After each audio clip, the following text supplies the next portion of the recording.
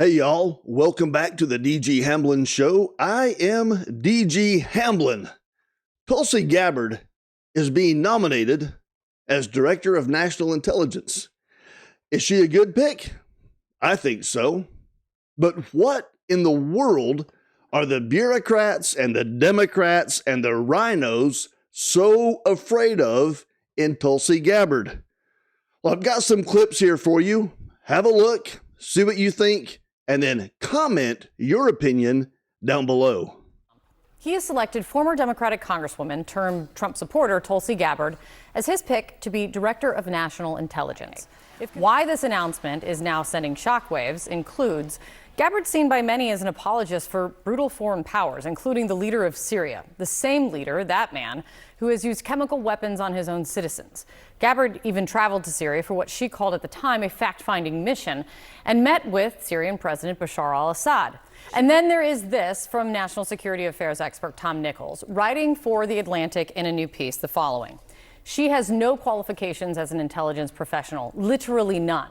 Joining me right now is John Bolton, a former national security advisor under President Trump and a former U.S. ambassador to the United Nations. Thanks so much, Ambassador. Tulsi Gabbard, what are your thoughts this morning?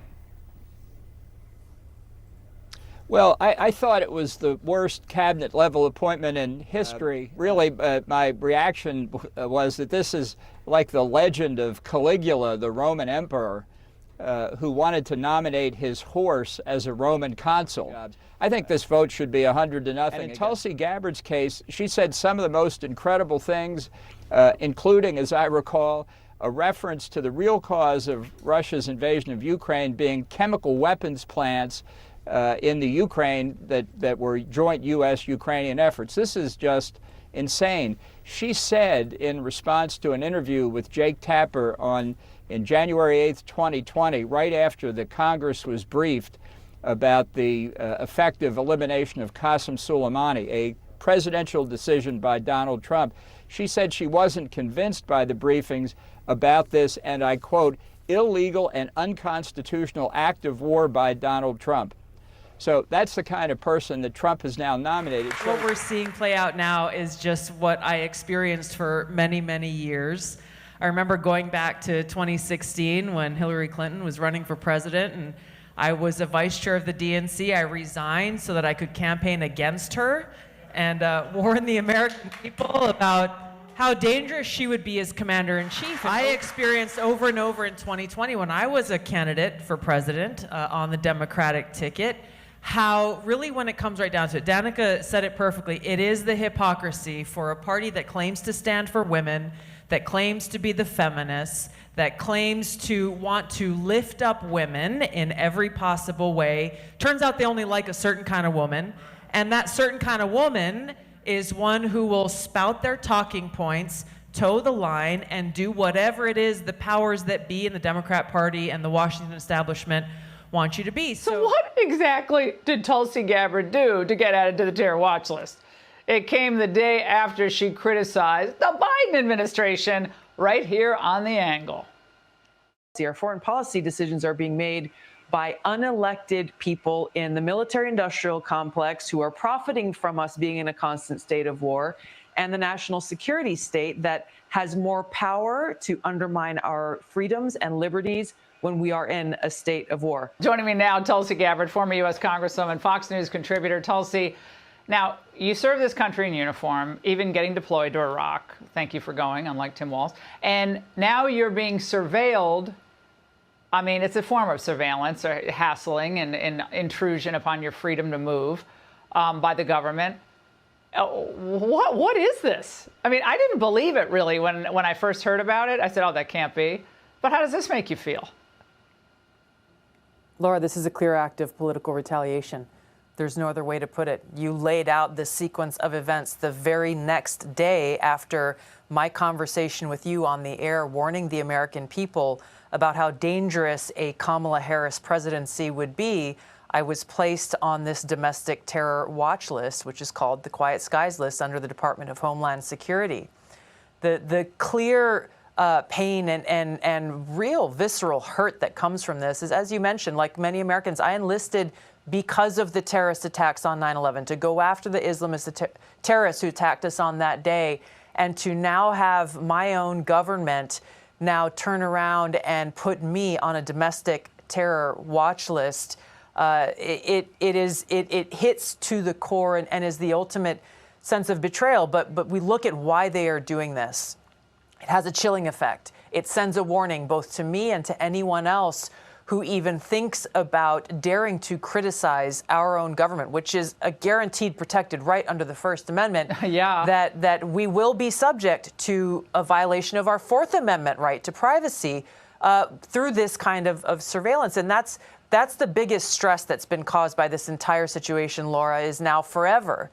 I will always be looking over my shoulder, wondering if and how our government in any of these different agencies is surveilling me, watching me. Are they reading my text messages? Are they listening to my phone calls? Yeah, I was going to say yes, yes, and yes. That's what I would guess, at least. Now, in a letter from whistleblower attorney Tristan Levitt, he writes that the special mission coverage in Ms. Gabbard's case reportedly involves 2 explosive detection canine teams, 1 transportation security analyst in explosives, 1 plainclothes TSA supervisor, and 3 federal air marshals on every flight Ms. Gabbard boards.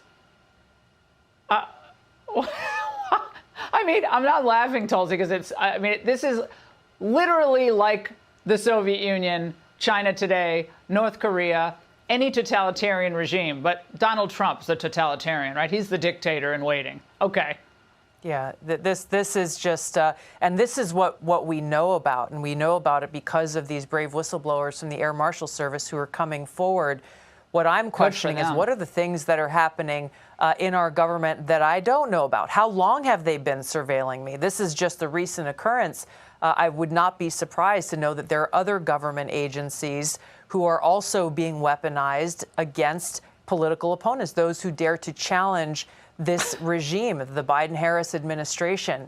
And that's really what it comes down to, and why they have to be stopped. They have to be guaranteed defunded. the right to life, be liberty, and the pursuit of happiness. I cannot be free, and you pointed to this. Yes, exactly. I cannot be free so long as my government is breathing down my neck and watching my every move. Benjamin Franklin said, without freedom of thought, there can be no such thing as wisdom and no such thing as public liberty without freedom of speech. I love our country and I cherish our God-given freedoms that are enshrined in the Constitution. Like every one of you, I took an oath, both as a soldier and as a member of Congress, to support and defend the Constitution of the United States against all enemies, foreign and domestic. Now, I've had the privilege of serving alongside many of you in Congress for 8 years, representing the people of Hawaii's 2nd Congressional District, serving on the Armed Services and Foreign Affairs committees. I'm honored to be able to continue to serve as a Lieutenant Colonel in the U.S. Army Reserves now for almost 20 years, where during that time I deployed to 3 war zones and participated in multiple overseas training exercises, where I had the opportunity to see firsthand what life is like in countries where there is no First Amendment, where there is no free press, where government deems itself to be the moral arbiter to its people, dictating to them what is right and wrong, what can and cannot be said, who can speak, who cannot, who is free to worship, and who is not. Now, our founders understood the importance of enshrining our God-given freedoms in the Constitution and Bill of Rights to ensure that no matter which party or person may be in power at any given time, our founding documents serve as a reminder of these freedoms that are guaranteed to every American. Thomas Paine said, "He that would make his own liberty secure must guard even his enemy from opposition. For if he violates this duty, he establishes a precedent that will reach to himself." We cannot be so short-sighted as to thinking silencing speech that we don't like today will not result in our own voices being silenced tomorrow. The work that you've all been charged with in this committee affects all Americans, and it is too important to allow it to fall victim to partisan politics. No matter how deep your differences, we must all agree to stand on the side of liberty. Unfortunately, right now we live in a country where many Americans are afraid to speak freely, afraid to express themselves, afraid to actually have real open dialogue and debate, afraid of losing their job, being canceled, or being accused of a crime, which could happen if recently introduced legislation criminalizing so-called hate speech is passed into law. Speech that, no matter how abhorrent, is still protected under the First Amendment. Now, this fear and this culture of fear and self-censorship is not unfounded. We have individuals in our government often working through their arms in the mainstream media and big tech, doing exactly what our founders rejected, trying to control what we, the people, are allowed to see and say under the guise of protecting us from so-called misinformation or disinformation. Now, of course, they appoint themselves as the sole authority and voice of truth, of information, backed by the most lethal force on earth with the power to target anyone they deem a threat. They alone are the ones, self-designated, who get to decide what is true and what is false, what is information and what is misinformation or disinformation. They say they're doing this for us, that they're doing this for our own good, to protect the people. But in reality, the truth is they think that we're too stupid to think for ourselves, too stupid to discern for ourselves and to draw our own conclusions.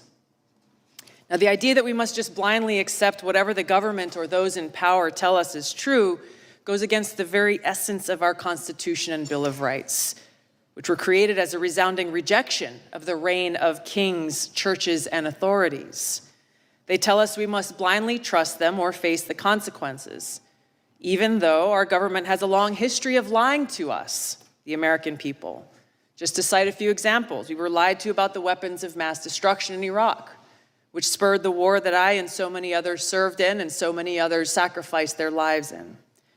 They lied for almost 2 decades, claiming success in Afghanistan, when in fact we saw failure after failure after failure, coming at a great cost to this country. We saw lies about Vietnam that were revealed in the release of the Pentagon Papers. We saw lies about our own government illegally surveilling Americans. These are just a few examples. There are many more. Ranking Member Plaskett talked in her opening comments about how individuals in the FBI also throughout our country's history have abused their power, weaponizing those agencies to advance their own political interests. This is not and cannot be reduced to a partisan fight. The stakes are too high. We all must recognize our own responsibility to stand against such abuses. But as we sit here today, the danger is that if we choose to reject or challenge whatever those in power declare is the so-called truth, we are accused of being anti-authority. We are accused of being a danger to society, accused of spreading misinformation, and are then targeted, smeared, and called things like Russian asset, white supremacist, bigot, racist, sexist, extremist, traitor, and so on. More dangerous than any baseless smear, our own government institutions, which exist to serve the people, they are being weaponized against us. The Department of Homeland Security declared a heightened domestic terrorism threat due to 3 factors, the first of which is, quote, the proliferation of false or misleading narratives which sow discord or undermine public trust in U.S. government institutions, end of quote. They are the ones who get to decide what those false or misleading narratives are. Former CIA Director John Brennan said in 2021 that, quote, members of the Biden team are now moving in laser-like fashion to try to uncover as much as they can about what looks very similar to insurgency movements that we've seen overseas. An unholy alliance frequently of religious extremists, authoritarians, fascists, bigots, racists, nativists, and even libertarians. End of quote. Attorney General Garland charged his newly created domestic terrorism unit with targeting those who hold, quote, anti-authority views. That included parents who dared to protest at Board of Education meetings, concerned and standing up for the right for themselves to have a say in their children's education. A draft copy of the Department of Homeland Security Quadrennial Homeland Security Review outlined their intent to target, quote unquote, inaccurate information on a whole host of topics, to include the origins of COVID, vaccines, the U.S. withdrawal from Afghanistan, and U.S. support to Ukraine. Their misinformation, disinformation, and malinformation team exists to, quote, counter all types of disinformation. Once again, they get to determine what this disinformation is. Meta CEO Mark Zuckerberg revealed on the Joe Rogan Experience podcast recently that Facebook limited the exposure of the New York Post Hunter Biden laptop story just weeks ahead of the 2020 election, only after talking with the FBI. Twitter took similar action, but they recently apologized for doing so, recognizing that their decision was wrong. The cozy relationship between the White House officials, the Department of Homeland Security, the FBI, and big tech is now well documented and results in private companies not restricted by the First Amendment doing the dirty censorship work of those in government who are not legally allowed to do so themselves. The threat big tech monopolies pose to our democracy is real and serious. I've had personal experience with this. After the first Democratic primary presidential debate in 2019, I was the most searched candidate of the night. Unfortunately, and suddenly, my Google Ads account was mysteriously suspended without any notice or explanation. There were no responses to our multiple attempts to resolve whatever problem could have caused this.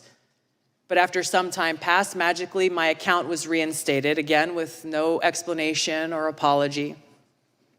But their actions limited my ability to connect with voters who were actively seeking more information about my candidacy and why I was offering to serve them as President and Commander-in-Chief. This has not only happened to me, it's happened to other candidates running for various offices. Joe Kent, running for Congress in Washington State, is one I know personally of. This happens all the time, with these big tech monopolies interfering in our democracy by manipulating search results based on whatever it is that they want the American people to know about a particular candidate or issue that should be concerning to any one of us and all of us. Now, recently, we've learned that with the release of the Twitter files detailed by Matt Taibbi and others, high-level former FBI and CIA and other government officials were behind Hamilton 68 and their list of 644 social media accounts supposedly linked to, quote, Russian influence activities online. Now, Hamilton 68's work was widely cited as fact by institutions like Harvard and Stanford, by mainstream news organizations across the board, by members of the House of Representatives and Senate from both political parties, including the head of the Intelligence Committee. The problem is, it was false. Twitter themselves determined that the vast majority of accounts that Hamilton 68 targeted on this list of 644 were, quote, neither strongly Russian nor strongly bots, end of quote. They were mostly anti-establishment American voices from across the political spectrum. I was one of them. Former Secretary of State Hillary Clinton accused me, a sitting member of Congress, a soldier, and a candidate running for president, of being, quote, groomed by the Russians. Her baseless smear worked as intended. It was something that was repeated over and over, headline after headline, article after article, pushed online in every way. This had the harmful impact that was intended. I could give you many examples of interactions that I've had with people throughout that campaign and still today. But I remember one in particular that had an impact. Just weeks after this statement was made, I was in South Carolina at a campaign event when an elderly woman came up to me, and I could tell that she was very disturbed. She came up and she put her hands on my shoulders and she looked into my eyes, her eyes welling up, hands shaking, and she said, "Look me in the eyes. I need to know if you are working for Putin." She was serious. I couldn't believe it. I looked her straight back in the eyes and expressed to her from my heart how much I love this country, so much that I'm willing to die for it. More recently, U.S. Senator Mitt Romney accused me of treason, a crime that is punishable by death under our laws.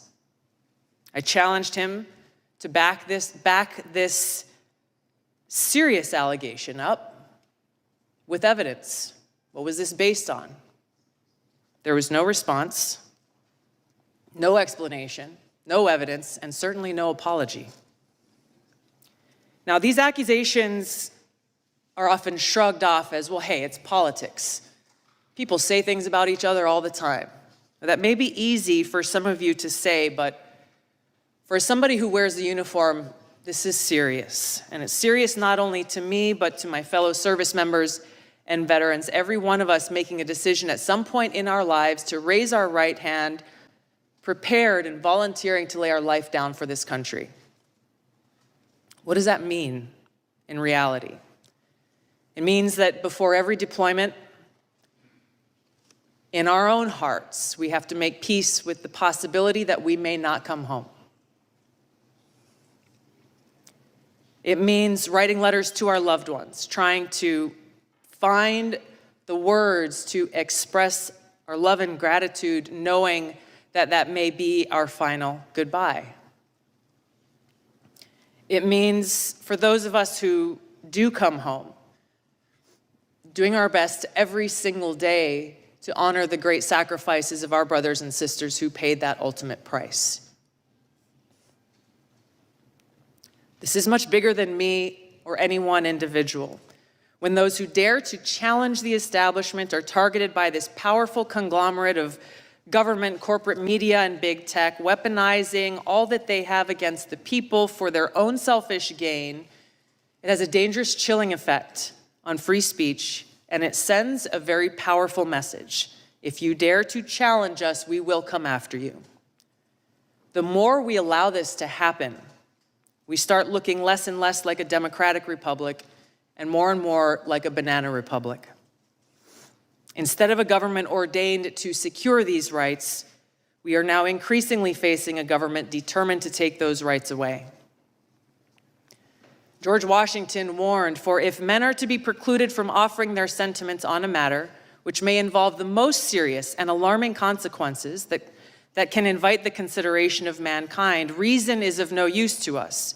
The freedom of speech may be taken away, and dumb and silent we may be led like sheep to slaughter."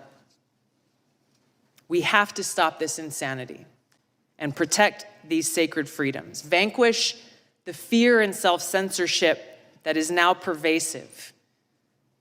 Every one of us taking action to breathe new life into the open marketplace of ideas that is at the heart of a thriving democracy, encouraging vigorous and substantive debate, encouraging people to think for themselves so we can draw our own conclusions, where we can disagree without devolving into hate, where we can respect each other as fellow Americans and treat each other with aloha.